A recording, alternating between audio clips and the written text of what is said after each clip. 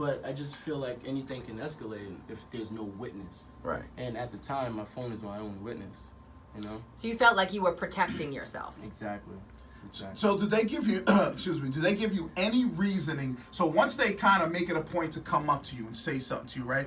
Are they giving you any reasoning on why they're questioning you, why they're stopping you? No, that was my main question. Right. Like, why am I being stopped? Why am I being stopped? You know, he's asking me who, am I Kevin? I said no. He's asking me where I work. That's irrelevant. Right. Why am I being stopped? And he's not telling you any reason on why he's asking these questions. And you're obviously going, why are you asking me these questions? He's not saying there was a situation that happened. You know, we're looking for a specific suspect that you might fit the description. Mm-hmm. Yeah, he didn't tell me anything at all. I was just clueless. That's why I'm like just recording. I'm just, you know, I'm getting frustrated. Right. Because I'm not being told why I'm being stopped. Right. You know, so of course I'm gonna say slick things out of frustration. But you know, all in all, I just wanted to know why I was being stopped. Well, I was gonna ask you that. Do you feel in any way, because you were kind of mouthing off, you were giving him the finger and stuff. Do you feel like that was helping your situation?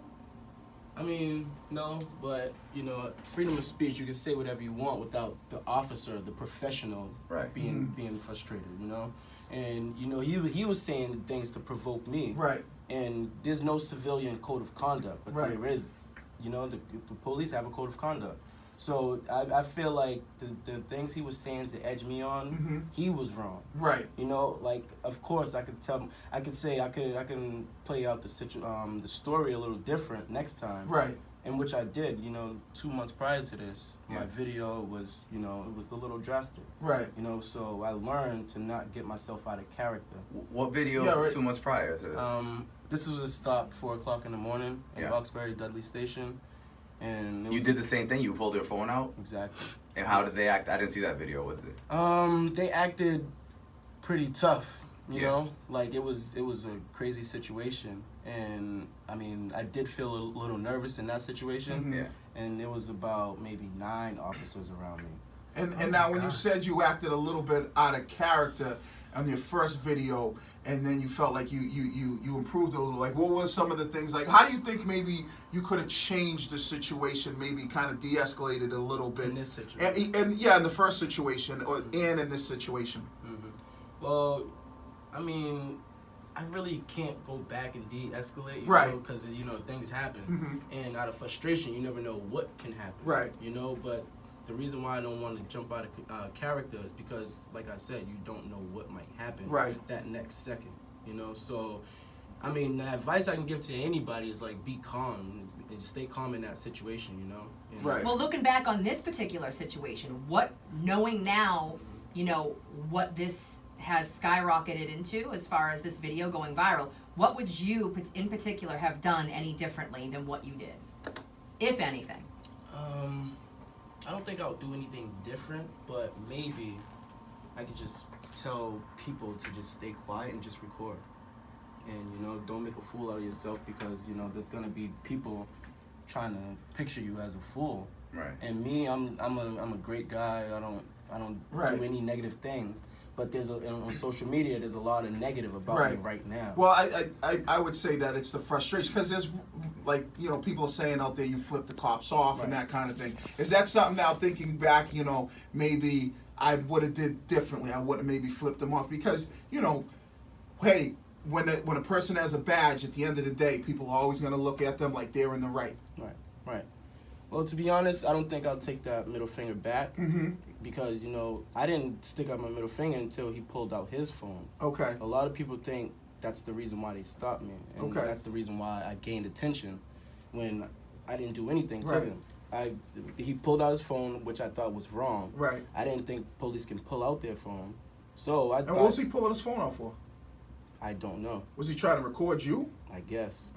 It seemed like he was kind of just almost like, I don't want to say mocking you, but almost like that type of thing. Do you think it was like just one bad cop in this situation? Because the other guy seemed, he didn't really seem like I want to say, I can't really jump to conclusion and call someone a bad cop, a good cop. Yeah. But the cop that didn't say anything in the video was the cop that, he was the driver. Right. So he followed me. Right. So they had a conversation about me before they came to me, you know? Like, we need to keep our eye on this kid right here. Right. For some reason, whatever reason is. Right. If the cop driving the car, if there's no situation going on. He's just regular kid walking down the street. Let's move on. Either not causing any trouble, you know. Right. Exactly. So since the video went viral, has anyone from the police department reached out to you to try and talk to you about it, or there's been no follow up? Not at all. Wow. And from what the commissioner said, there were meetings between certain community leaders and the police department. Did those meetings happen? And if so, who were those people that they met with? Yeah, there was a press conference at the police headquarters,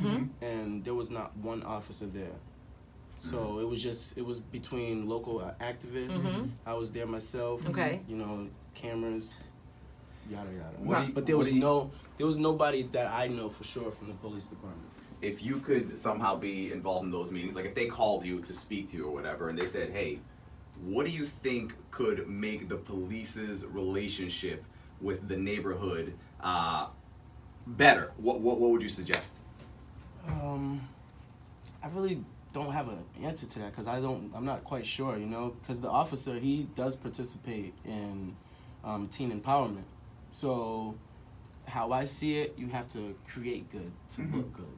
So I'm not really sure on what can be fixed, but you know, me putting this video out, creating awareness, I just feel like we will get fewer stops. Right. I think so too. I think one of the things might be more minority police officers. So then, you know, they're not quick to jump to a conclusion just because they see a young black man walking down the street. I like a two-part question here.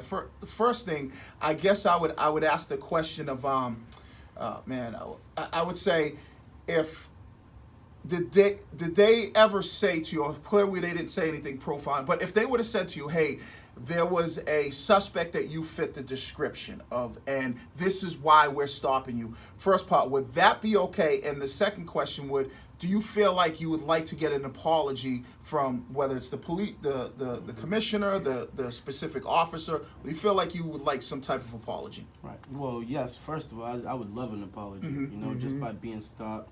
You know, I'm going about my day. I shouldn't be stopped at all from anyone. You know? And to answer your first question, I'm sorry, can you it was if they said to you, hey, there was a situation and you fit the description, would that have been okay, or do you feel like they're still maybe singling you out? Well, yeah, they're definitely singling me out because the first time I fit the description. Okay. And I asked what the description was. He literally looked me up and down and told me what I had on. Right. So I'm just like, the fit the description thing it doesn't work anymore. Right, it's kind of like their way of just basically saying, hey, we covered our own asses by saying this, but we really want to know who you are. Right. Because fitting the description is not a reason to stop somebody. Right. Give me a reason why. You know, like, oh, there's a shooting like 2 seconds ago. Okay. We think we think you're the suspect, but even still, they shouldn't stop me for that. Right. You know, just because they think. Unless they're, I would imagine, unless they're like the suspect had on a red sweater that said Red Sox on it with a blue baseball hat on, that kind of thing, and they were so descriptive of the description, I think you might be able to see like, all right, I can understand why. What would you say to the people that have been, because there have been a lot of negative backlash from this too, and a lot of people saying that you should have just complied, when they asked you who you were and stuff like that. What would you say to those people? Well, first off, know your rights, because police, they pull you over to get information that they don't even need most of the time, so know your rights, and simply you can comply, but just know your rights. Like in the start of the video, I was trying to remain calm. I'm trying to relax, but it's just he hopped out the car on me, and when he hopped out, I tried to step away. Right. I mean, I wanted to run, to be honest. Right, but because I felt threatened. Exactly. Right. And if I would have made a drastic move, he would have made a drastic move. Lord knows what would happen, Right. So you might not be here to tell your story. Exactly. Well, it's easy to play Monday morning quarterback, but like when the situation's happening, you react like a human being. They react like a human being. You know what I'm saying?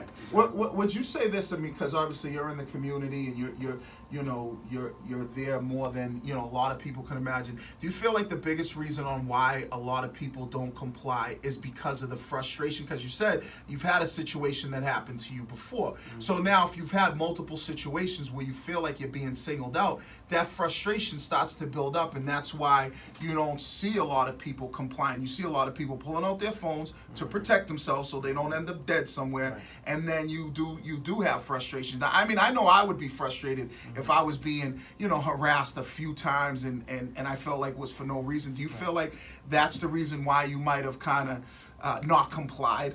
Yeah, of course. You know, freedom of speech. You can say whatever you want. Right. You know, you can do and say whatever you want. You know, but there is a limit. You should know where you should stop. You know, Right. don't get out of character for anyone. Right. You know, but complying, definitely the best thing to do next time. Mm-hmm.